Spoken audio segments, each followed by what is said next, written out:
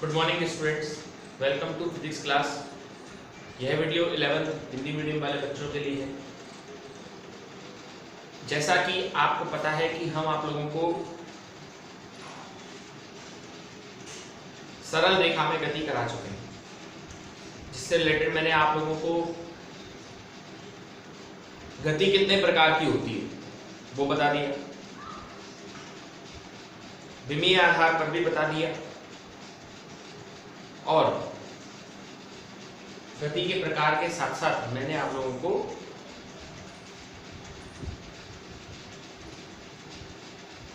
पथ लंबाई, इसको दूरी, विस्थापन, चाल और वेग, यहां तक मुझे लगता है आप लोगों का मैंने कंप्लीट करा दिया। अब आज के लेक्चर में मैं आप लोगों को करा रहा हूं त्वरण। तो आइए देखते हैं त्वरण को क्या है।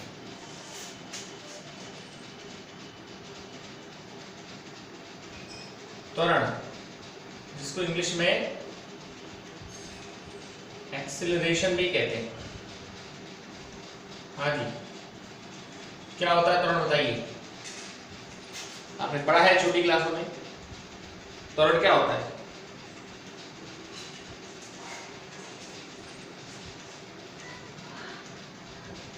आपने खूब पढ़ा है त्वरण के बारे में।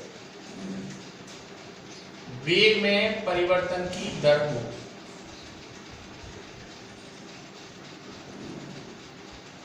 वेग में परिवर्तन की दर को त्वरण कहते हैं।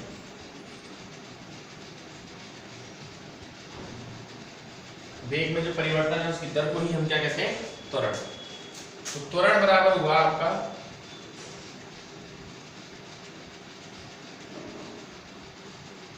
वेग में परिवर्तन बटे समय। ये हुआ बच्चों आप लोगों को क्या? ये हुआ आप लोगों का त्वरण। तो त्वरण क्या होता है? वेग में परिवर्तन की दर को हम त्वरण कहते हैं, ठीक है। और त्वरण बराबर हो जाएगा वेग में परिवर्तन बटे समय, ठीक। वेग एक सदिश राशि है, तो त्वरण भी एक आपकी सदिश भौतिक राशि है। सदिश भौतिक राशि है। त्वरण भी आपकी एक सदिश भौतिक राशि है। मात्रक इसका मीटर प्रति सेकंड स्क्वायर ms की पावर -2 होता है, और विमा इसकी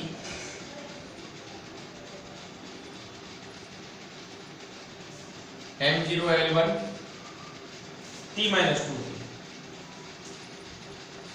ठीक है। m0l1 t-2 ये विमा होती है। वेग भी दो प्रकार का होता है, परिवर्ती और अपरिवर्ती। चाल भी दो प्रकार की थी, परिवर्ती और अपरिवर्ती। इसी तरह से त्वरण भी आपका दो प्रकार का है। सबसे पहला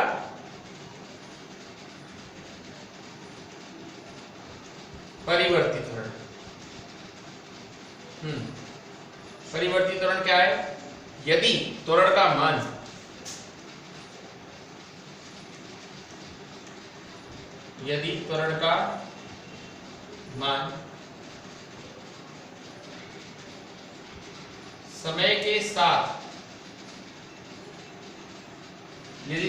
समय के साथ लगातार परिवर्तित हो, अगर त्वरण का मान समय के साथ लगातार परिवर्तित हो तो त्वरण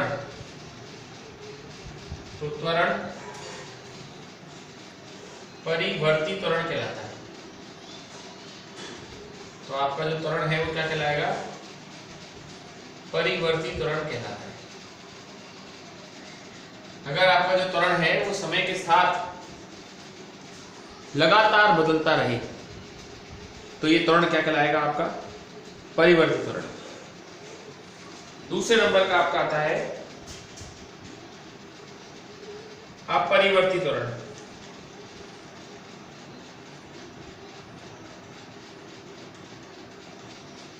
ये क्या है सर?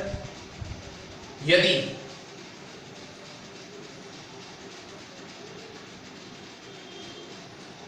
त्वरण का मान समय के साथ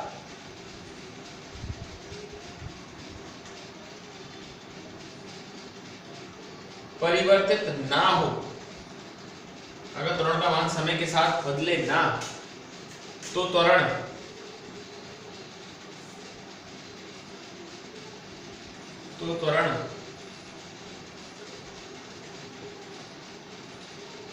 अपरिवर्ती त्वरण कहलाता है। आपका जो ये त्वरण है वो क्या कहलाता है? अपरिवर्ती। इसको यूनिफॉर्म और इसको नॉन यूनिफॉर्म, यानी परिवर्ती को हम लोग, मतलब अपरिवर्ती को हम लोग यूनिफॉर्म और परिवर्ती को हम लोग नॉन यूनिफॉर्म त्वरण कहते हैं। एक बार इन सभी लैंग्वेज को अच्छी तरीके से देख लीजिए जो मैंने लिखा है बोर्ड पर।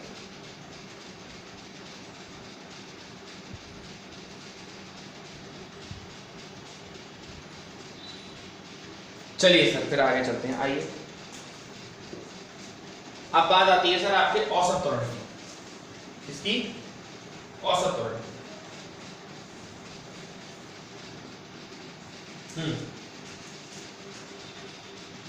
औसत त्वरण क्या है?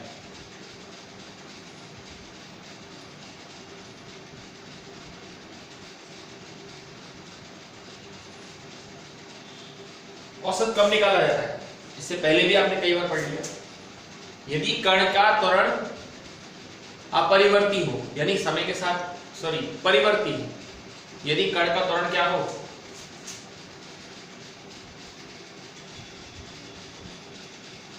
यदि कण का त्वरण समय के साथ परिवर्तित हो,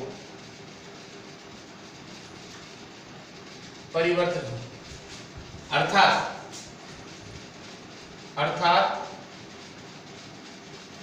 परिवर्ती हो, यदि कण का त्वरण समय के साथ परिवर्तित हो अर्थात परिवर्ती हो, तो औसत त्वरण ज्ञात किया जाता है। तो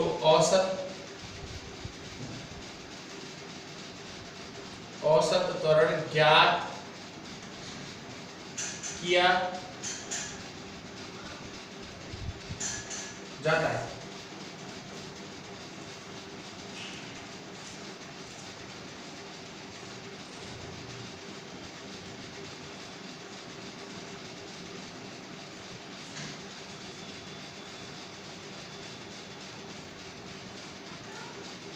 ठीक है सर, देखिए माना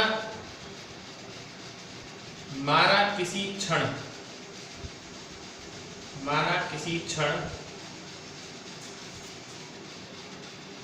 t1 पर वेग बराबर है v1,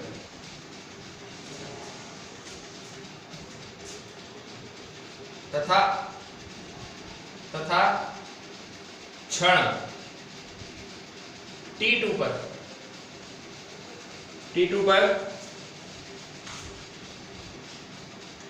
वेग बराबर कितना आया? v2। तो त्वरण a बराबर क्या होगा? वेग में परिवर्तन v2 वेक्टर माइनस v1 बटे क्या आएगा? t2 माइनस t1 बराबर क्या आएगा? Delta v upon delta. तो ये बच्चों आप लोगों का औसत त्वरण होता है।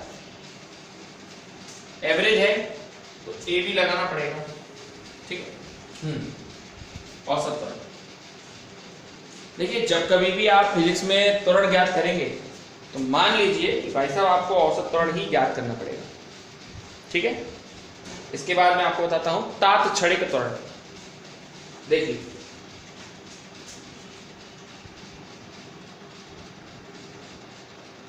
तात्क्षणिक त्वरण। तात्क्षणिक त्वरण क्या होता है?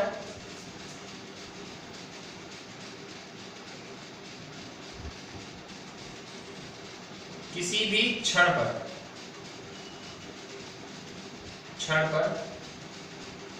कण का त्वरण, किसी भी क्षण पर कण का त्वरण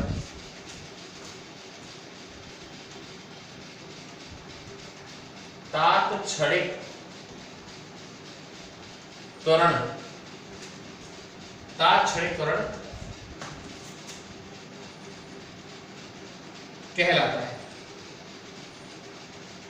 तात्क्षणिक त्वरण के लिए हम किसी भी क्षण पर कण का औसत त्वरण निकालेंगे, क्योंकि मैंने कहा ना आप लोग जब भी कभी निकालेंगे औसत ही निकालेंगे।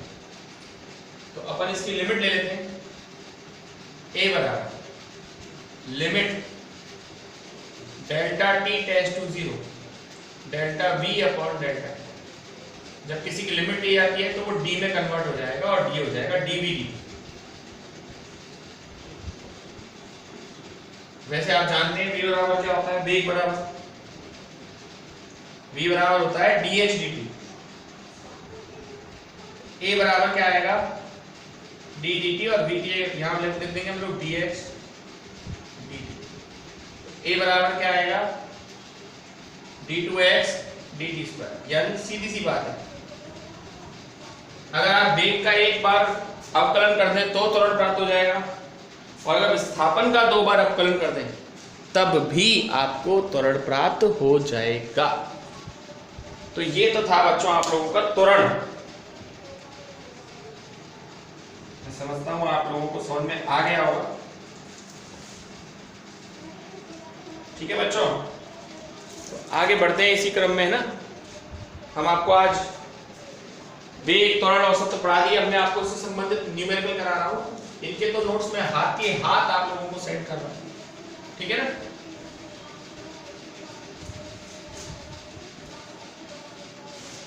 चलिए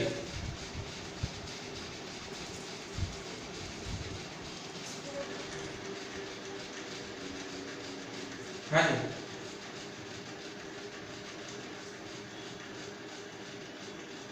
हाँ क्वेश्चन नंबर 3.14 है। क्वेश्चन भी लिख रहा हूं ना बोर्ड पर।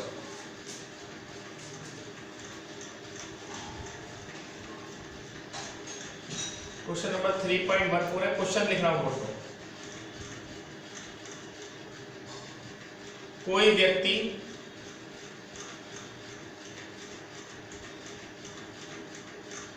अपने घर से, कोई व्यक्ति अपने घर से सीधी सड़क, आप देख सकते हैं सीधी सड़क पर 5 किलोमीटर पर आवर की चाल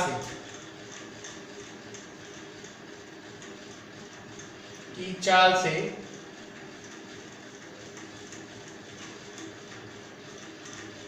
2.5 किलोमीटर दूर 2.5 किलोमीटर दूर बाजार तक पैदल चलता है।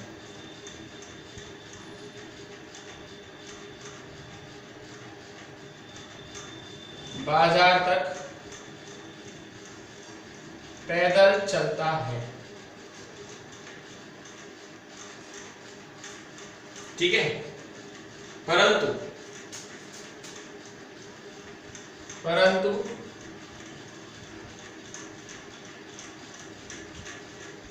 बाजार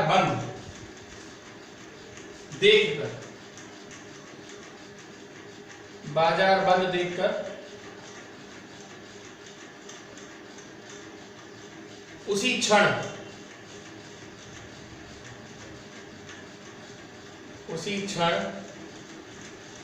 वापस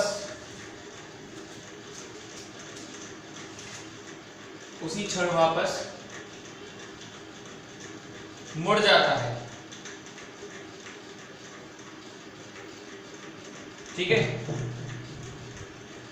और साथ तथा तथा 7.5 किलोमीटर प्रति आवर की चाल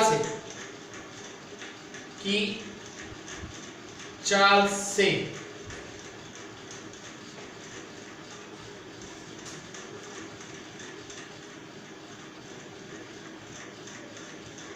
घर लौट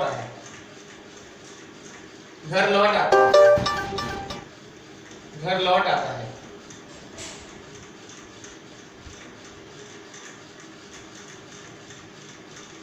तो नंबर 1 है 0 से 30 मिनट। नंबर 2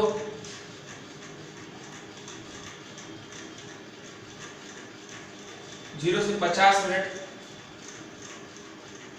नंबर 3 0 से 40 मिनट। 40 मिनट तक। वेग, औसत वेग तथा औसत चाल क्या करोगे? औसत वेग तथा औसत चाल क्या करोगे?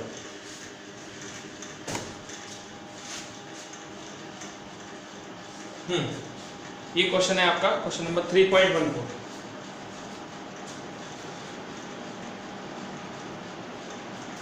ठीक है, तो अब देखिए इस क्वेश्चन को। ये घर है और घर से बाजार जा रहा है।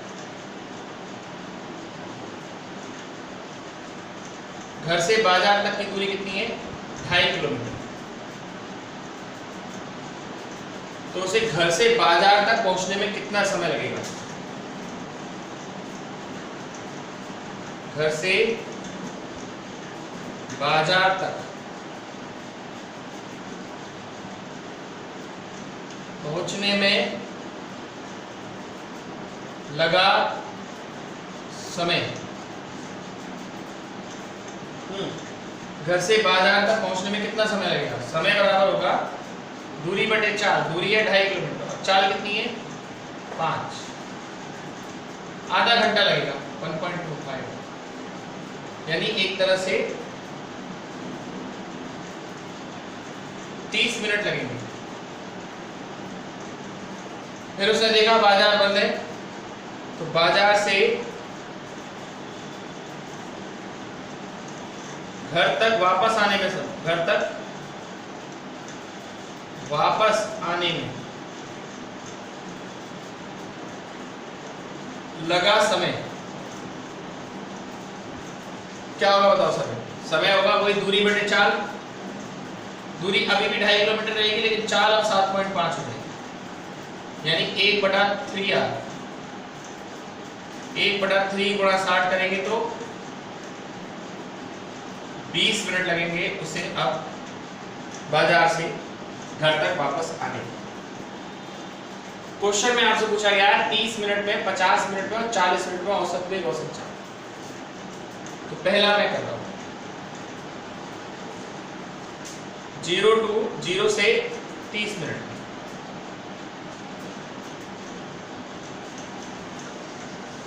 औसत वेग या औसत चाल? औसत चाल VAV बराबर, चाल बराबर होगा दूरी बटे समय। दूरी 30 मिनट में, तो वो अपने घर से बाजार ही पहुंच पाया है, तो दूरी वही 2.5 किलोमीटर। समय कितना लगा उसको? वही 30 मिनट। 30 बटे 60 आवर में बदल देंगे इसको, तो 2.5 गुणा 2 यानी कि 5 किलोमीटर पर आवर। ये तुम्हारी औसत चाल। औसत वेग और चालों में इतना सही फर्क है। दिखाने के तो दोनों के सिंबल सेम है, लेकिन उसके ऊपर तीर लगाया जाएगा, एरो। दूरी अभी भी 2.5 किलोमीटर, समय वही 30 मिनट, अभी भी वही आया 2.5 गुणा 2 यानी कि 5 किलोमीटर पर आवर। यहां पर तो औसत चाल और औसत वेग दोनों ही क्या है आपके बराबर। अगला है दूसरा पॉइंट, 0 से 50 मिनट।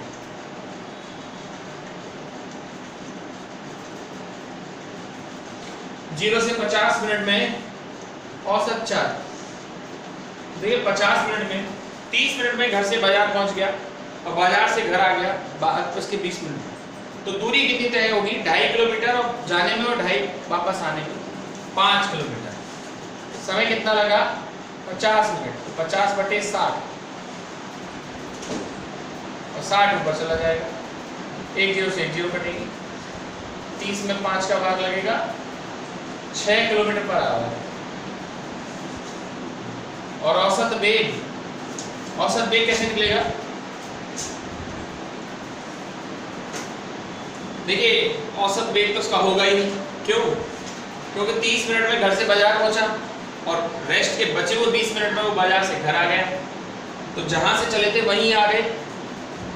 तो औसत वेग तो उसका विस्थापन 0 है, समय वही 50/60 है, लेकिन उससे मतलब नहीं है, आंसर 0 है। अब तीसरा देखें, 0 से 40 मिनट, 0 से 40 मिनट। 0 से 40 मिनट में क्या होगा? 0 से 40 मिनट में देखो 30 मिनट में वो घर से बाजार पहुंचेगा, फिर बाजार से घर आने 20 मिनट लगेंगे, यानी बीच में ही आके रुक जाएगा, लगभग 1.25 किलोमीटर और चल लेगा। तो औसत वेग कितना होगा? फिर 2.5 किलोमीटर तो 30 मिनट में चली गया वो, फिर अगले 10 मिनट में वो बीच में आ जाएगा, यानी कि 1.25। और समय वही लग रहा है 40 मिनट, 40/60 कर लीजिएगा।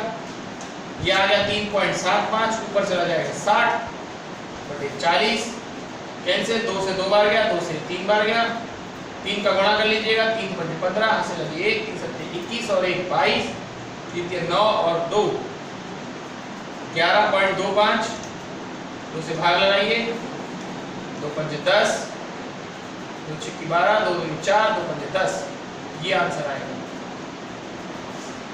ये औसत चाल होगी। और औसत वेग क्या होगा? अब यहां से यहां तक की दूरी 1.25 है। कितनी है? 1.25। समय वही 40/60, ऊपर लग जाएगा। ये 2 बार गया, ये 3 बार गया, 3.75 आएगा। 2 का भाग लगाएंगे, 2 एकम 2, 2 8 16, 2 7 14, 2 5 10, ये 2। ये ज्यादा इंपॉर्टेंट है, 40 मिनट वाला। तो इस तरह से इस न्यूमेरिकल का हम सीधे बोर्ड से स्क्रीनशॉट आपके लिए भेज देंगे। ओके बच्चों, ठीक है, दैट्स ऑल फॉर टुडे।